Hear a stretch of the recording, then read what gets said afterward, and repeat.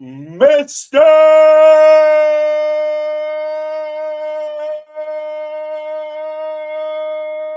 Uh-oh. Yes, boy! French toast is the exchange student that you have like a 3-week affair with. Like, we can see that you don't have pants on. Somebody hit somebody with a pie. Do something.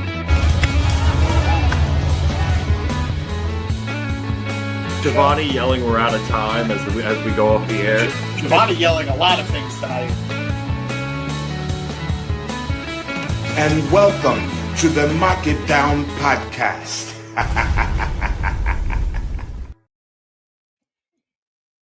Ken Anderson. It was a bit. I was doing a bit. Hello, everybody. Welcome to the Mark It Down podcast, where on Thursday nights we cover TNA Impact. You guessed it. This is the Gym Pack Zone. I'm James Gisanti, and thank you so much for joining us this fine Thursday night. Yeah, that bit was real. Mr. Ken Anderson is back in a TNA ring after 9 long years. A former 2-time TNA World Champion. Sight for sore eyes, if you ask me. I grew up Mr. Kennedy, Mr. Ken Anderson. It was cool. It was cool to see this guy that I have such fond memories of in the wrestling world show up again. They were in his hometown. Well, I take that back. They made a point of it. Not his hometown, but where he resides, Minnesota. They were in Minnesota, and it was a cool bit. I'm happy. I'm happy that he was there. We knew about it. If you knew about the spoilers from the tapings, and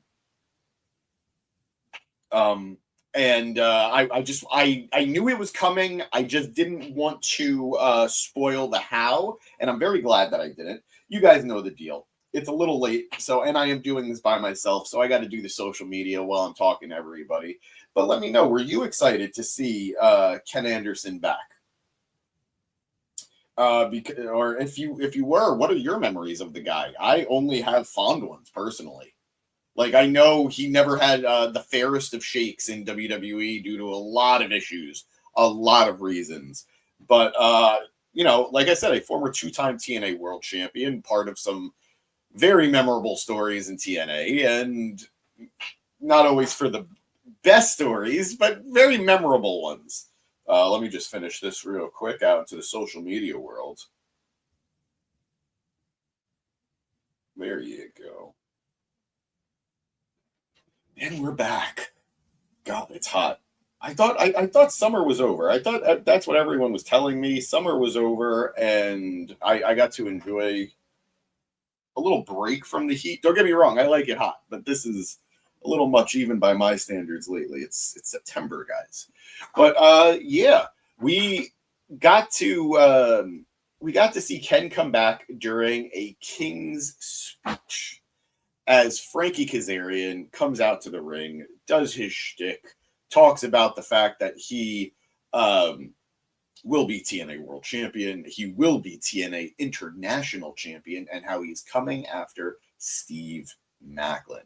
He brings out his guest, Mr. Ken Anderson, and he talks about going way back with Ken. He talks about having a history with Ken from their previous time in TNA together, and he brings up Ken's military background, and he tries to compare that to Steve Maclin's military background, insinuating that maybe this supposed war hero, as he described it, I'm not doing that. I all the respect to Maclin and Anderson. But that supposed war hero maybe isn't that much of a hero. And then he kind of implies that maybe Mr. Ken Anderson himself was a bit of a coward. In his words, he never seemed like the type of guy that would run towards a fight. He seemed like the type of guy who would run away from a fight. He then threatens Anderson, mentioning how he knows that Ken's mother, wife, children are in the crowd. And would they do anything if Frankie decided to beat him to a pulp right then and there? Ken, at this point, attacks Frankie, subdues him with like a hold, like a handhold, and this brings out Jake something. Jake something who seems to have built out a little bit of a rapport with Frankie after last week's interaction following the Fatal 4-Way X Division match. This brings out Macklin to make the save. He drops something. I was for this. I like this. Macklin finally getting his wish. I don't know if you guys have heard the news. Macklin, who has been campaigning to defend the international title internationally, will now get to do so. He's going to be defending the title abroad, so that's cool. And I don't know if this is going to be the end of his international title reign. I don't know if Frankie's taking the title off him. I don't know what's going on. But he's had some very memorable moments during this reign, and he's had some good defenses. So this was a nice moment for him to be interacting with a TNA vet in Anderson. Anderson, of course, also plugged his wrestling school, saying anybody who's willing to take a bump is welcome. So if you guys are interested in pursuing a wrestling school and you're in Minnesota, check out Ken Anderson's wrestling school. So yeah, that was really awesome. I had a lot of fun seeing Ken back. And I think he's going to be back for a little bit more. We'll see. And if he is, I'm here for it. Bring it on. All that, let's go. Oop, that was nuts. All that, let's go back to the beginning of the show as we started the show off with some one-on-one action, although it didn't really feel that way, as Brian Myers of the System took on Mustafa Ali as he was backed by Order 4. There was a really fun moment before the match really started where Myers and Mustafa are in the ring face-to-face, and their respective teams are on the apron. You have the Great Hands on Mustafa's side. You have Tasha Steelz on Mustafa's side. And on Brian's side, you have Moose and Eddie Edwards and Alicia Edwards. And it felt big. It felt really, really big. And I thought that was really cool. The matchup itself was fine. Nothing major. Unintentional there, Brian.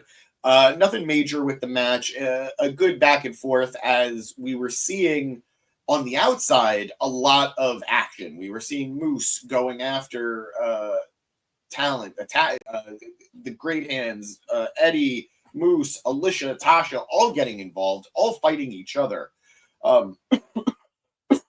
Sorry, guys, still dealing with that bit of a cold. In the ring, as we were getting towards the finish, Brian was looking to hit a big elbow drop onto Mustafa, but was distracted on the outside by the commotion, was distracted by the Great Hands. He goes for the elbow drop, misses, and this allows Mustafa to roll him up, get the 1-2-3, get the win.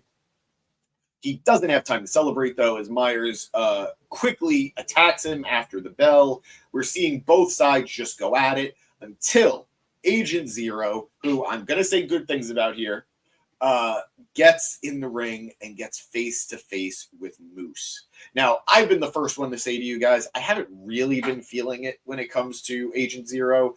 I think they're portraying this guy to be a little bit bigger than he is, and I mean that in stature. I don't mean that as a character. I don't mean that as a gimmick. And I don't have anything against the guy. But they were sort of presenting him as this monster, and it didn't feel earned. But here, I got it a little bit. As he was face-to-face with Moose, who is a behemoth in his own right, I see the vision now. I see the monster he could be. They go at it. Zero drops Moose with a huge headbutt. They're being separated by security, by everybody, until Santino Marella comes out. And Santino says, this has been going on for so long. It's time they settle things for real. And he announced for next week, there will be, at Victory Road, Hardcore War. Don't know what that is, but I'm very excited for it. TNA prides themselves on their gimmick matches. TNA prides themselves on their innovation. So I really think this could be something fun. So, yeah, good way to get the energy going early on in this show.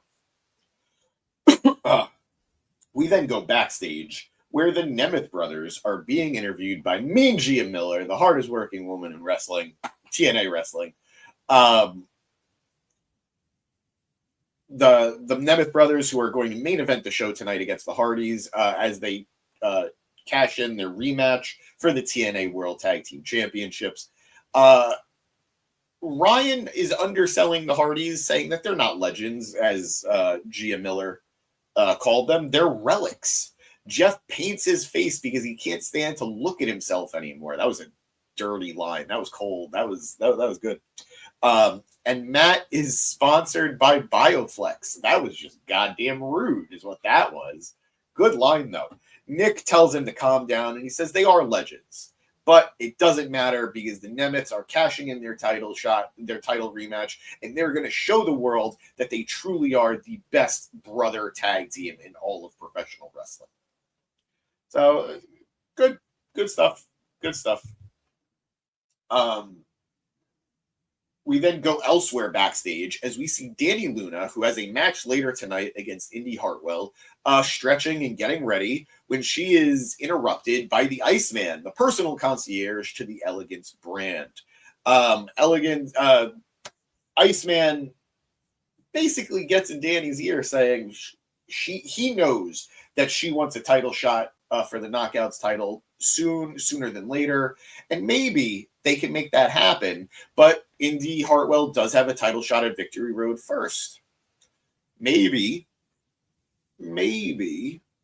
if she brought the pain, as he put it, the pain, I'm emphasizing because this is how he did it, the pain to Danny Luna, not to Danny Luna, to Indy Hartwell, maybe Danny could get that title shot a little sooner than previously thought. Just something to think about as he walks away, leaving Danny to contemplate what to do. We then go to our next matchup of the night, as we saw the fallout of what happened last week, as Eric Young takes on his former teammate, Judas Icarus, who was, of course, accompanied by his tag team partner, Travis Williams. Again, another kind of quick match, as far, at least how I felt. It felt a little quick to me. But I really liked the follow-up on last week's beatdown, as Eric Young betrayed and turned on Icarus and Williams after Williams' match against Joe Hendry. Icarus, I don't know what it is. I'm rooting for Icarus. I'm rooting for Williams. I like the tag team of Saint and Sinner. And of course, Eric Young is a legend in his own right, and I'm always intrigued by what he's doing on TV. But when it comes to Williams and Icarus, it just something hasn't clicked yet, and I want it to.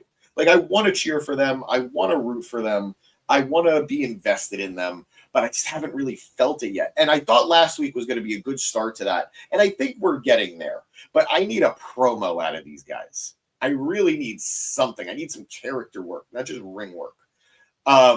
As Icarus and Young are going at it, it looks like Young is getting the upper hand, and he's going to get the win. When you say his name, he appears. Joe Hendry's music plays, distracts Young, and gives Icarus just enough time to roll him up, get the 1, 2, 3, get the upset win over his former leader, Eric Young. Good spot. It looks like Young is trying to attack him, get some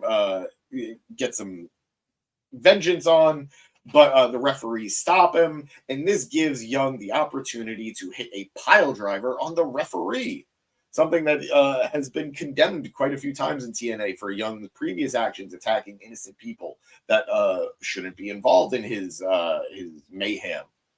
Hendry left, Icarus and Williams left. I don't know if this is maybe a way to write Young off TV for a little bit. I don't know what the deal is, but time will tell. And like I said, I'm always pretty intrigued when it comes to stuff with Eric Young. Moving on to another follow-up from last week, and in my opinion, a great course correction from last week. We have another Mentor You segment with Victoria Crawford, formerly known as Alicia Fox. I told you guys I like the concept of what she was doing last week. This podcast, the show that she was doing. I just didn't like the execution. Last week they did it in front of the live audience. They did it on the ramp, and it just felt so awkward. I couldn't tell if it was purposely awkward. I couldn't tell if it was Victoria just didn't really understand the flow of what she was doing, but it was cringy. So this week they brought it backstage. They did it pre-taped, and I think it worked a lot better because, again, I could tell something seems off. There were some very interesting camera cuts during, and I'm not trying to get all film school on you guys. I'm not trying to be a snob, but I could tell when there are cuts that are there for a reason, and it feels like they were cutting to sort of take the best version of takes for Victoria. But regardless, we'll get into, I don't want to dwell on the technical aspect of it because if it's working, it's working. And this was much better, in my opinion. Victoria's guest this time is Jody Threat. It was a very nonsensical interview. It was very silly. I truly, like, I was watching and I was invested. I couldn't tell you the gist of what they were talking about. But they are interrupted by Gia Miller, who apologizes to Jody, who even says, "This is done. Don't worry about it." Gia then says that she appreciated Victoria having her on as her first guest last week, and she took what she said to heart. So she went to Santino Marella and requested that Tessa Blanchard's suspension be lifted. Victoria then takes the moment to say that she's the reason Tessa Blanchard is no longer suspended, which I guess is technically true. And she then goes back to Gia, who tells her under no circumstances, if there's ever an instance that Tessa ever puts her hands on Gia again in any venue that TNA is running, she will bleep her up. Great segment, really good return on Gia here. I wonder, this feels like it's building to a match between Gia and Tessa. And I know Gia's a wrestler. I've seen her in the ring. I've seen her doing like revolver stuff and getting a little more physical, a little more active. But to keep up with Tessa Blanchard, who, yes, nobody likes her as a person, but is a great wrestler, this was pretty intriguing as far as I'm concerned. So keeping my eye on this one for no reason other than the fact that Gia Miller is amazing. She deserves all the goodness in the world. We then go lots of backstage stuff tonight, and I get it. We go back to the treehouse with the Rascals, all three of them, Myron Reed, Zachary Wentz, Trey Miguel, and they're all talking about last week in that fatal four-way that they had for the X Division #1 contenders spot with Jake something. All three men are talking about the match. They're excited about it. They were like, it should have been me. Myron said, I said I needed to win, so I won. And it was just fun. They all talk about how it could have gone any way, and they love being a team, but they're not going to lie. It was fun wrestling each other. They're joined in the treehouse by Santino, who says, you know what, for the spirit of competition, why not? He books another triple threat, or a triple threat, amongst all members of the Rascals in the spirit of competition. What? So silly, so fun. Wentz is having a blast being with his buddies. Trey was doing great. And Myron definitely felt a little more comfortable in the treehouse. So really looking forward to this triple threat because that fatal four-way was incredible. What up, Maria? Thank you for joining us so late. I know I started at 11 tonight. I was running around and I finished Impact a little later. TNA Impact was excellent. I thought this was a really strong show. I thought this was a really fun show. There was some good action. There was a lot of development as we're getting closer to Victory Road and by extension, getting closer to Bound for Glory. And good stuff. Good stuff tonight. But moving on, we then go to, unfortunately, in my opinion, the only part of the show that wasn't great. And I don't want to knock it because it wasn't bad, but we had a trios match, a 6-woman tag between the Elegance brand, who's holding all the Knockouts Gold, world and tag titles, taking on Masha Slamovich, the former Knockouts World Champion, and the Inspiration, who are going for the Knockouts tag titles. And Masha's going for the world title again, too. The match was fine, but it definitely felt like it dragged. It definitely felt like it went on a little too long. I know it definitely had one commercial break. I don't know if it had two. If it did, not the biggest thing in the world, but the match itself did feel just slightly clunky, just a little bit. The finish coming as I believe it was Heather who blinded Cassie Lee with champagne on the outside, allowing M to roll her up and get the 1, 2, 3. Now, I don't know if you guys have noticed the common denominator of these finishes, but for all three matches so far have ended up in a roll-up. Whether it was due to distraction. Yeah, all three due to distraction, actually. Brian Myers was because of the great hands. Eric Young was because of Joe Hendry, and here was because of the champagne and Heather getting involved. So, interesting. Maria's saying that the Inspiration should win the TNA Knockouts Championship. I agree with you because I love the Inspiration, but I'll be honest, Maria, and I've said this a couple times now on the pod, and I feel bad about it because I know how talented they are. I'm just not really feeling the Inspiration lately. And it's not because of anything they do wrong. I just feel like they haven't been used a lot. Like I feel like they haven't had any real momentum. I feel like their strengths, they're good in the ring, they're really enjoyable in the ring. Their strengths are their character work. And I feel like we haven't seen them do anything really character driven in a while. No funny backstage segments, no in-ring promos, nothing. And I feel like we're really missing out on them having opportunities to connect with the crowd. Like, I obviously love their time as the Iconics, and that's where I think they really shined. But I would love to see that here, too. And I don't know why, but TNA just hasn't done it in a while. Yeah, I agree. It is absolutely TNA's fault on this one. And going back to what I said, they do love their roll-ups. Yeah, you're right, Maria. I don't mind it. I don't mind it, but when you get 3 in a row, it's rough. It's rough. But I don't want to nitpick because, again, the show was fun. It was a good show, and they did a good job of setting up for Victory Road. But that's a great point, too. Maria, knocking it there. Maria saying they are heels, but they're trapped in babyface clothing. Bravo on that point. And I agree 100%. I think they could be successful as faces. I think they could be entertaining as faces, but they thrive, they shine as heels that are silly and like just, I don't want to say annoying because that's not the right word, but like bothersome. So yeah, I hopefully there's a change there. I get why we're at where we're at with the Elegance brand. I'm fine with that. But yeah, no, good point. Good point. I didn't really consider that. So yeah, hopefully that comes soon. But moving on, we then go. I already discussed the King's Speech, Maria. I already discussed Mr. Anderson coming back and how cool that was. So I talked about that at the start of the pod. But moving on to our next matchup, our next Knockouts matchup.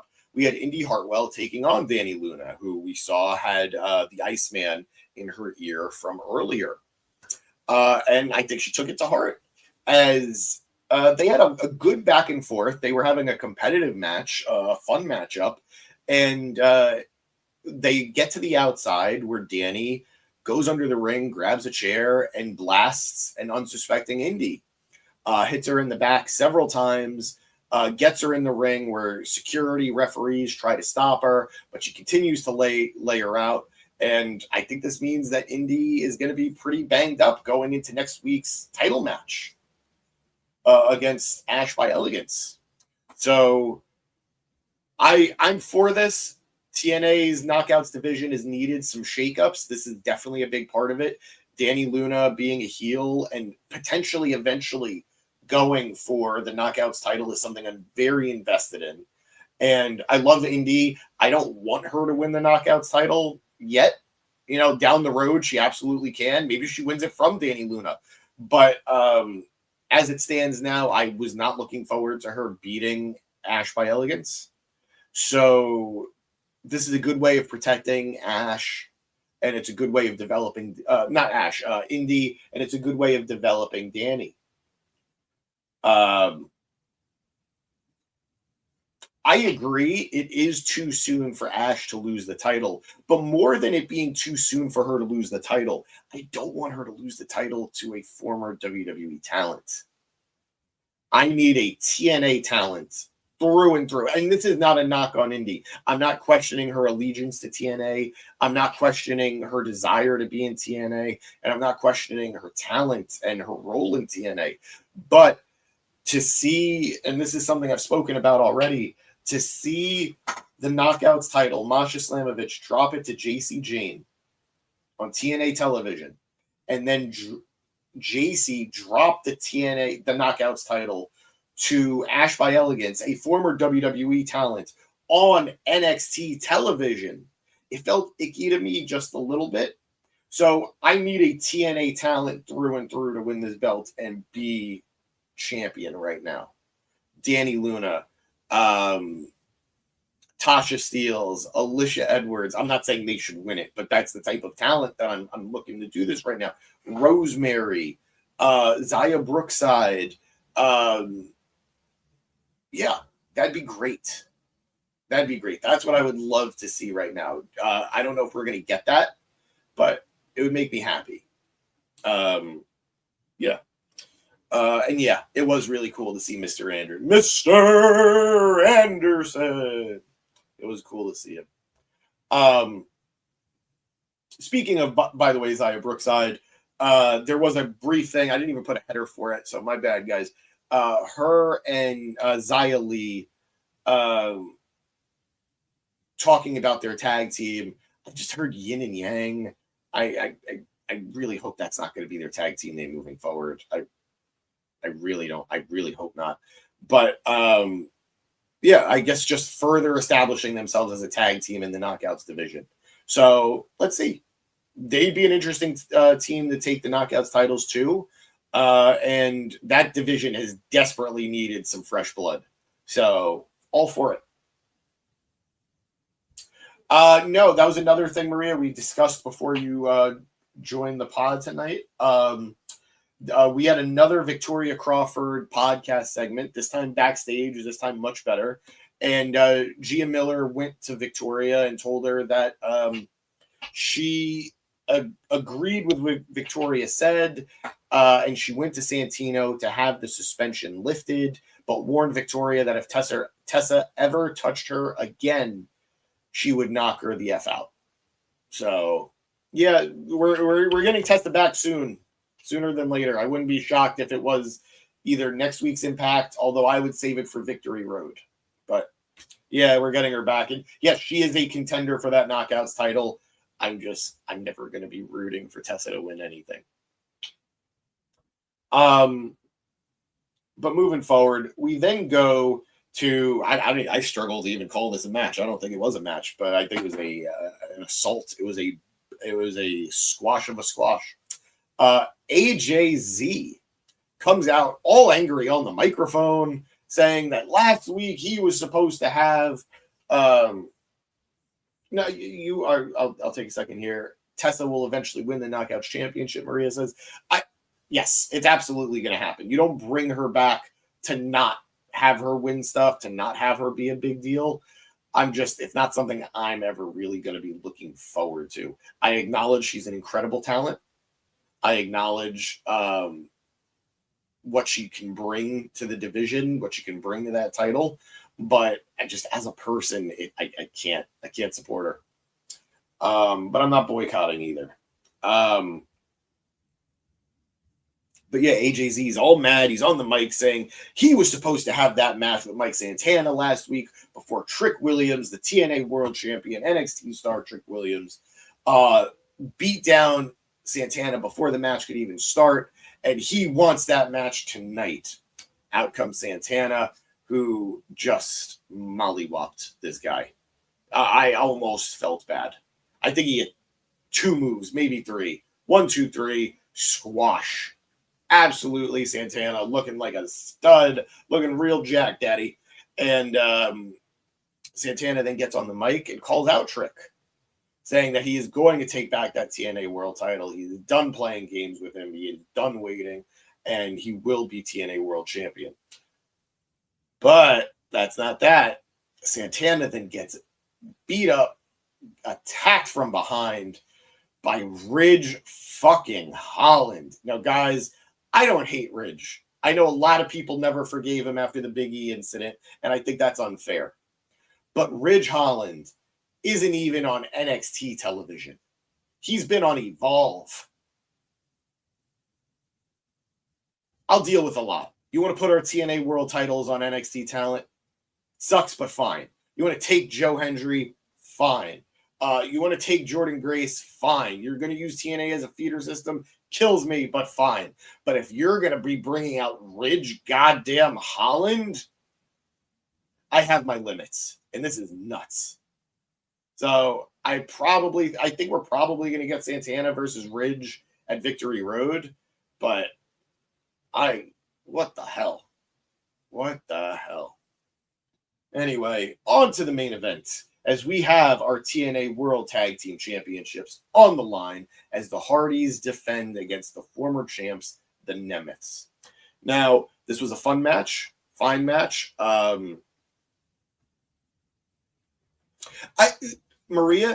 It's like I said, I don't have anything against Ridge Holland as a performer. I don't have anything against Ridge Holland as a person. I'm glad that he's getting some reps in as opposed to just being on the payroll and not getting anything done on WWE TV. But the thing that bothers me is that TNA continues to send the best of the best that they have to offer.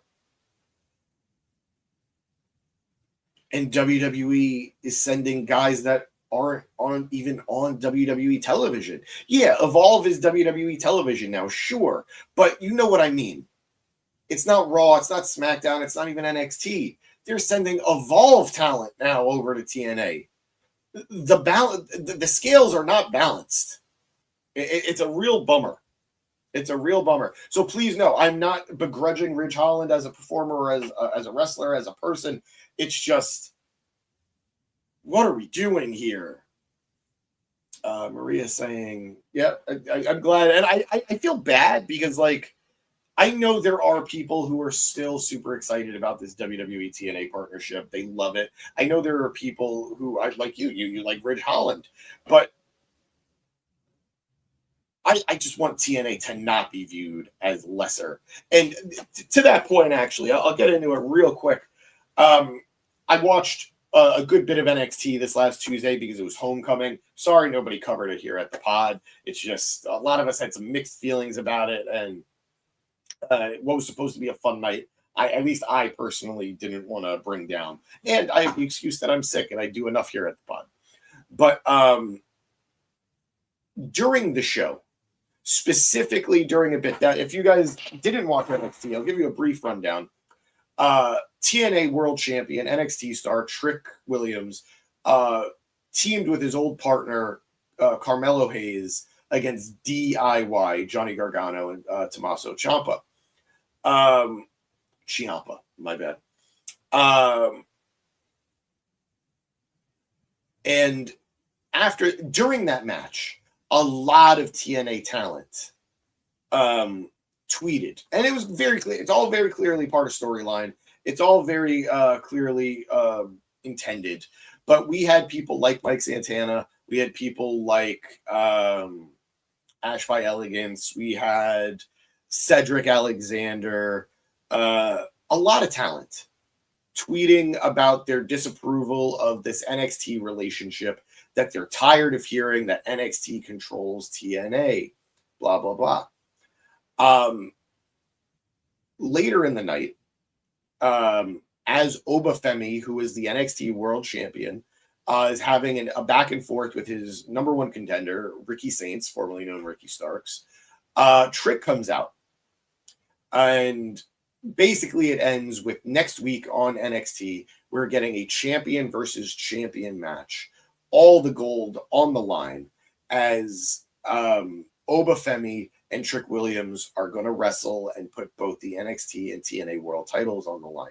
Now, I personally can smell a messy finish a mile away, and I don't think we're going to see any titles change hands. In fact, I'm willing to say I have a feeling we're going to see TNA talent invade NXT, and I think this is going to lead to an invasion storyline for TNA and NXT finally. I'm not thrilled with this because invasion implies punching up, and I still don't want that for TNA, but the ramifications are going to be huge. There are reports that TNA, this is going to lead to finally, officially, a TV deal for TNA, a new big TNA TV deal. I would love to see that. I would love to hear that. We'll see if that's just conjecture or rumor, but I don't know. You're either in love with this or you're frustrated by this. I'm mostly frustrated. There is some love, but it's mostly frustration. And we'll see how this plays out next week during that title match. We'll see how this plays out at Victory Road. There's a lot of wrestling next week. A lot of wrestling. This Saturday, I told you guys we're going to cover all the pay-per-views. I'm going to do my best to cover Victory Road. I have a wedding next week. But yeah, stay tuned, guys. Stay tuned. But back to the main event. TNA, just these comments real quick from Maria. Maria saying Carmelo needs to go back to NXT for another run. See, he does, but that's only because he's going to be booked better in NXT. It's not that he needs to go down and get some reps in. Carmelo's great. It's just they have no desire to book him well on the main roster. It's a shame. So if going back to NXT is going to be where he gets some love, I'm all for it. All right. Here's the deal, Maria. Bobby Roode getting no reaction on NXT. They muted the fucking crowd. It had nothing to do with the crowd. I'm willing to put money on it. They were all doing glorious, but they muted the crowd. The same thing happened when Hendry came out and they did say his name and all that. They muted the crowd so the music played. Not thrilled with it because it would have been a great moment. But yeah, Bobby got shafted. Important. I'm glad you brought that up because thank you. Bobby interacts with Joe Hendry and he says, now that you're in NXT, now that you're here, how do you guys not see this? Not you, Marie, obviously. But how do these TNA fans not see this for what it is? The poaching is real. But let's end on a good note. The Hardys versus the Nemets. This was a fun tag team match. Matt and Jeff wearing all white. Matt Cardona ringside doing commentary, addressing his past, his long history with Nick Nemeth. Back and forth matchup where Ryan is doing everything he can to give his brother the advantage to help the team cheat. Finish coming as Ryan goes to bring the TNA tag title into the match and to use it on one of the Hardys. This brings out Matt Cardona, who pulls Ryan out of the ring and drops him ringside. Nick then comes out of the ring and attacks Cardona, keeping him distracted. Matt hits the twist of fate on Ryan and then allowing Jeff to hit the Swanton. 1, 2, 3, and the Hardys are still our TNA tag team champions. Now, as a Hardy fan, as a Jeff Hardy mega fan, I'm happy to see that they won. I'm happy to still see gold. I've said it before. I'll say it again. There is no real reason the Hardys are TNA tag team champions going against the Dudleys or Team 3D come Bound for Glory. That match does not need the TNA tag titles. In fact, I'd say the match is hindered by having the tag titles involved because it sort of makes it a little bit easier to see who's going to win that match. If there's no titles involved, either team can win and it would make sense. To have the titles on them is interesting. Now, maybe you don't want to put the titles on the Nemeths, but quite frankly, what else is Nick Nemeth going to be doing? Maybe they're building to this match against Cardona. That feels like something that happens at Victory Road, though. not Bound for Glory, unless they're going to have Cardona versus Ryan Nemeth at Victory Road and then Cardona versus Nick at Bound for Glory. But I would feel pretty bad for Ryan Nemeth, who has done a lot of work in carrying this team and carrying feuds while Nick sometimes is away. So time will tell on that one. I would still try to get the titles off the Hardys before Bound for Glory, and I don't know who it should be at this point. Maybe the Rascals. I don't think so. Let me know who you think could maybe take the tag titles off the Hardys before their match. And Maria saying this was an excellent tag match. And it was. It was. Great way to end the show. And we're going to end this show. Guys, thank you so much for joining me this late Thursday night, about to be Friday morning. You know the deal. If you're one of our regulars like Maria, we appreciate you. We love you. Thank you so much for being a part of this show and for helping make Mark It Down and the Gym Pack Zone as fun and as cool as it is. If you're new here and you're just checking us out for the first time, thank you. Don't know what brought you here, but we appreciate you. We'd love for you to stick with us. Hit that like button, hit that subscribe button, because we have fun. We cover everything. Obviously, we're here Thursday nights for TNA, Wednesdays for Dynamite. We're doing WWE a lot more than we have been in the past. And of course, for the big stuff, we do ROH and New Japan. ROH, by the way, who saw a return tonight, Alan Angel. So I guess Alan is just gone from TNA. I don't remember. Remind me, I don't remember if there was ever anything official on him leaving TNA, but yeah, he's back in Ring of Honor, and hopefully he interacts with his Dark Order brothers sooner than later. But really cool stuff, and we will be covering on Saturday both All Out and WrestlePalooza. God help me. Please jump in the pod, jump in the channel, because I'm going to need you guys' help. It's going to be a long day of wrestling. But as always, I love you guys. I appreciate you guys. I'm James Gisanti. This is the Mark It Down podcast. On Thursday nights, we cover TNA, and this becomes the Gym Pack Zone. Check us out on social media everywhere, Facebook, Instagram, TikTok, X, Facebook. I think that's it. X, Twitter, whatever. I don't know. Check us out. Blue Sky. We're everywhere. We love you. We appreciate you. Have a great night. And I'm really, really tired. So later.